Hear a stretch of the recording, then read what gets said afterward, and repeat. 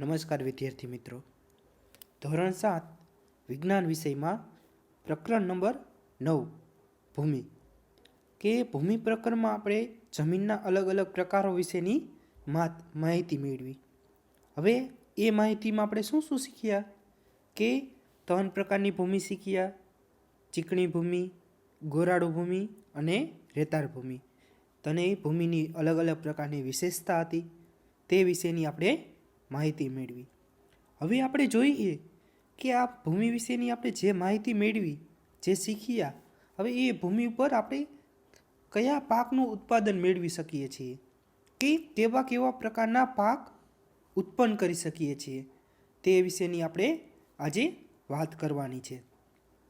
જોઈએ આપણે પ્રકરણની શરૂઆત કરીએ.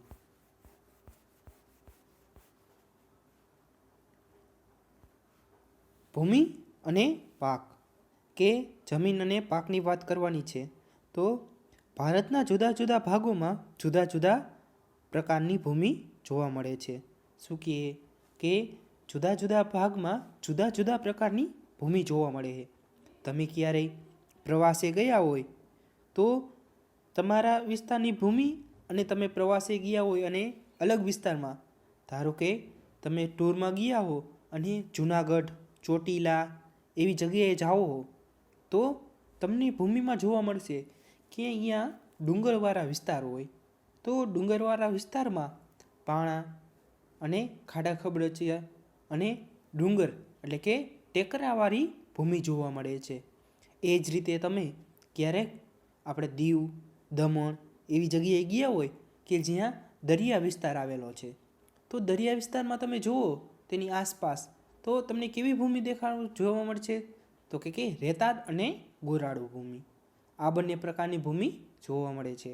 તમે ક્યારેક કચ્છના રણમાં ગયા હોય તો તમને અહીંયા ફરતી કોરા કેવી રેતી એટલે કે રેતાળ ભૂમિ જોવા મળે છે. જ્યારે આપણા મોરબી જિલ્લામાં, રાજકોટ જિલ્લામાં જોવા મળતી ભૂમિ કેવી હોય છે? ગોરાડુ પ્રકારની ભૂમિ જોવા મળે છે. તો આમ અલગ અલગ પ્રકારની ભૂમિ આવેલી હોય છે. તો જોઈએ આગળ કે ભૂમિ કેટલાક ભાગમાં ચીકણી માટીયાળવાળી ભૂમિ, કેટલાક ભાગમાં ગોરાડુ ભૂમિ, જ્યારે કેટલાક ભાગમાં રેતાળ ભૂમિ છે. કે ભૂમિના 3 પ્રકાર કીધા છે. અલગ અલગ પ્રકારની ભૂમિ આવેલી હોય છે. ભૂમિ પર પવન, વરસાદ, તાપમાન, પ્રકાશ અને ભેજની અસર જોવા મળે છે.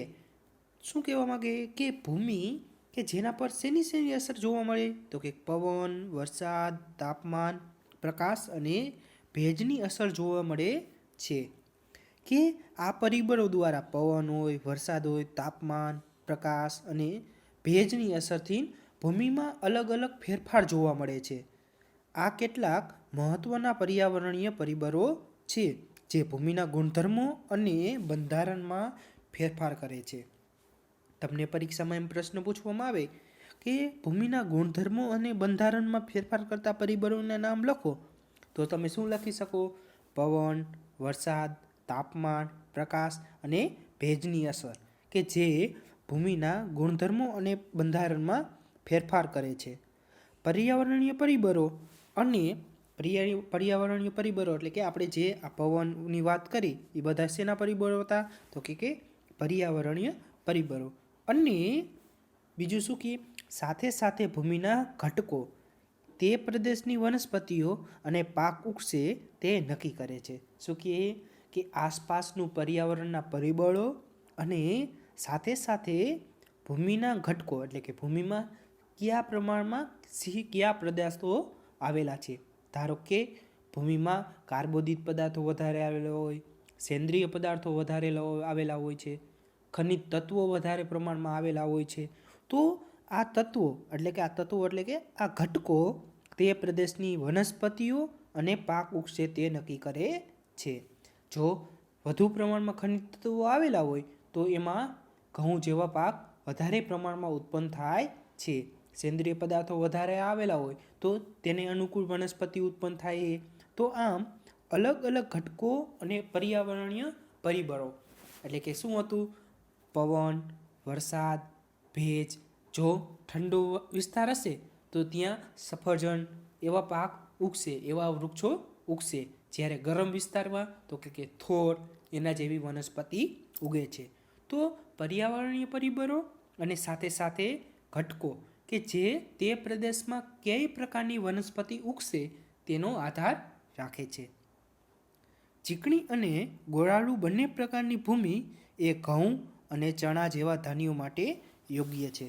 કેવી ભૂમિ ઘઉં અને ચણા માટે યોગ્ય છે? તો કે ચીકણી અને ગોળાળુ બંને પ્રકારની ભૂમિ ઘઉં અને ચણા જેવા ધાન્યો માટે યોગ્ય છે. ધાન્યો એટલે કે અનાજ, પાક. કેવા અનાજ અને ચણા માટે કેવી ભૂમિ યોગ્ય છે? તો કે ચીકણી અને ગોળાળુ. આ પ્રકારની ભૂમિ પાણીને જકડી રાખે છે. ચીકણી ભૂમિમાં આપણે જોયું હતું આગળ કે જે પાણીને ખૂબ જ લાંબા સમય સુધી જકડી રાખે. ચોખા જેવા પાક માટે ભૂમિ ચીકણી અથવા તો કેવી કે કાર્બોદિત પદાર્થ ધરાવતી હોય તેવી ભૂમિ યોગ્ય છે. આપણે ચોખાનું ઉત્પાદન કરવું હોય તો ચોખા માટે કેવી ભૂમિ જોશે? તો કે ચીકણી અથવા તો કે જેમાં કાર્બનિક પદાર્થો વધુ પ્રમાણમાં આવેલા હોય તેવી ભૂમિ યોગ્ય છે. કાર્બનિક પદાર્થો એટલે કે કેવા પદાર્થો કે જેમાં કાર્બનનું પ્રમાણ વધારે હોય એવા પદાર્થો. હવે આગળ જોઈએ, અને ઊંચી જલધારણ ક્ષમતાવાળી હોવી જોઈએ. ચોખાનું જ્યાં વાવેતર થતું હોય ત્યાં પુષ્કળ પ્રમાણમાં પાણી આવેલું હોય, કારણ કે જો ચોખાની આપણે ખેતી કરવી હોય તો તેના માટે આપણે પાણીનું પુષ્કળ પ્રમાણમાં જથ્થો જોઈએ. પાણીનો જથ્થો જોઈ, સાથે સાથે કેવી ભૂમિ જોઈ? કાર્બનિક પદાર્થો ધરાવતી હોય એવી ભૂમિ જોઈ. જ્યારે મશરૂમ અને અન્ય કઠોળ માટે ગોળાળુ ભૂમિ જેમાં સરળતાથી અંતઃસ્ત્રવણ થાય તે જરૂરી છે. શું કહે કે મશરૂમ અને અન્ય કઠોળ માટે મશરૂમની ખેતી કરવી હોય અથવા તો કઠોળની ખેતી કરવી હોય. મશરૂમ તમે જોયા હશે કે જ્યારે આપણે ચોમાસાની ઋતુ હોય ત્યારે મૃત સડી ગયેલા પદાર્થોમાં મશરૂમ જોવા મળે. તમે ક્યાંય લાકડું કાપેલું પડ્યું હોય તો એમાંથી અથવા તો ઉકરડામાંથી તમને મશરૂમ જોવા મળે છે, જેને આપણે બિલાડીના ટોપ કહીએ છીએ. અને અન્ય કઠોળ માટે ગોળાળુ ભૂમિ જેમાં સરળતાથી અંતઃસ્ત્રવણ થાય તે જરૂરી છે. અંતઃસ્ત્રવણ એટલે કે પાણી ઝડપથી અંદર ઉતરી જતું હોય એવી ભૂમિને શું કહેવામાં આવે? તો કે અંતઃસ્ત્રવણ. કપાસ માટે રેતાળ અથવા ગોળાળુ જે સરળતાથી અંતઃસ્ત્રવણ થવા દે અને વધુ પ્રમાણમાં હવા ધરાવે તે વધુ યોગ્ય છે. શું કહે કે કપાસનું વાવેતર કરવું હોય તો તેના માટે કેવી જમીન ઉપયોગી છે? તો આપણે કહી શકીએ કેવી? રેતાળ અથવા તો ગોળાળુ. રેતાળ અને ગોળાળુ કેમ? કે કપાસનો પાકને આપણે ઉત્પાદન કરવું હોય તો કપાસને પાકને હવાની પુષ્કળ પ્રમાણમાં જરૂર હોય. હવે હવા કઈ જમીન રહેવા દઈએ? જો ચીકણી જમીન હોય અને આપણે એમાં કપાસ વાવ્યું હોય તો એના વચ્ચે ક્યાંય હવા રહી શકે નહીં. અને જો હવા ન રહી શકે તો કપાસને પૂરતા પ્રમાણમાં વિકાસ થવા દે નહીં. કપાસના વાવેતર માટે કેવી જમીન જરૂરી છે? તો કે રેતાળ અથવા તો ગોળાળુ કે જેમાં સરળતાથી અંતઃસ્ત્રવણ થવા દે પાણીને અને વધુ પ્રમાણમાં હવા ધરાવે છે. ઘઉં જેવા પાકને ચીકણી માટીમાં ઉગાડવામાં આવે છે, કારણ કે ઘઉં જેવા પાકને કેમાં ઉગાડવામાં આવે છે? તો કે ચીકણી જેવી માટીમાં, એટલે કે ચીકણી માટીવાળી ભૂમિ. કારણ કે તેઓ સેન્દ્રિય પદાર્થોથી ભરપૂર હોય છે. ઘઉં જેવા પાકને કેમ ચીકણી ભૂમિમાં ઉગાડવામાં આવે છે? કારણ કે ચીકણી ભૂમિમાં સેન્દ્રિય પદાર્થો ભરપૂર માત્રામાં હોય છે અને ફળદ્રુપ હોય છે. એટલે ઘઉં જેવા પાકને આપણે ઉત્પાદન માટે કેવી ભૂમિ જરૂરી છે? તો કે ચીકણી ભૂમિ. ચીકણી ભૂમિ કેમ? કારણ કે ચીકણી ભૂમિમાં ભરપૂર માત્રામાં સેન્દ્રિય પદાર્થો આવેલા હોય છે. તમારા શિક્ષકો, માતા પિતા અને ખેડૂત મિત્રો પાસેથી ભૂમિના પ્રકાર અને તેમાં ઉગી શકાતા પાક વિશે માહિતી મેળવો. શું કહે કે અલગ અલગ પ્રકારની ભૂમિ વિશેની માહિતી મેળવવાની છે અને સાથે સાથે શું મેળવવાનું છે કે એ ભૂમિમાં કેવા પ્રકારના પાક ઉગે છે તેના વિશેની માહિતી મેળવવાની છે. કોષ્ટક 9.2માં તમારી વિગતો દર્શાવો. શું કહે? કોષ્ટક આપણે આપેલું હોય 9.2 કે જેમાં આપણે શું શું લખવાનું હોય? તો કે ભૂમિના પ્રકાર અને તેમાં ઉગી શકતી પાક અથવા તો અલગ અલગ પ્રકારની વનસ્પતિ. કયા પ્રકારની ભૂમિ ચોખા ઉગાડવા માટે સુયોગ્ય છે? શું કે આપણે આગળ જ જોયું ચોખા ઉગાડવા માટે કે જેમાં પુષ્કળ પ્રમાણમાં પાણી સચવાઈ રહેતું હોય. અને કેવી ભૂમિ જોઈએ? તો કે કાર્બનિક પદાર્થો ધરાવતી હોય એવી ભૂમિ યોગ્ય છે. એટલે કે કેવી ભૂમિ જોશે? તો કે ચીકણી ભૂમિ. વધારે અંતઃસ્ત્રવણ દર્શાવતી કે ઓછા અંતઃસ્ત્રવણ દર્શાવતી આપણે કેવી ભૂમિ જોઈશે? જે પાણીને સાચવી શકે તેવી. એટલે કે કેવી આવશે ભૂમિ એમાં જરૂરી હશે? તો કે ઓછા અંતઃસ્ત્રવણ દર દર્શાવતી ભૂમિ જરૂરી છે કે જેમાં પાણી ઝડપથી ન નીકળી જાય.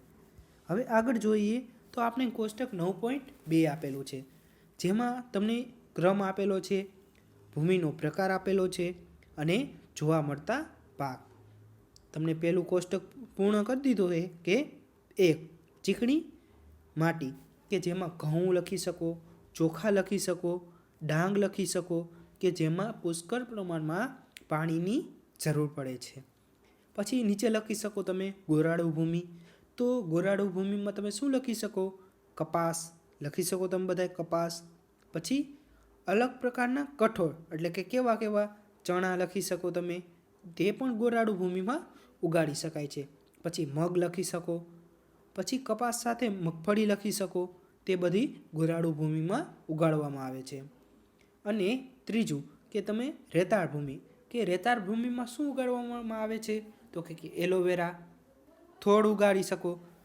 તે જ રીતે અલગ અલગ વનસ્પતિના નામ તમારે તમારા માતા પિતાની સહાયતાથી લખવાના છે.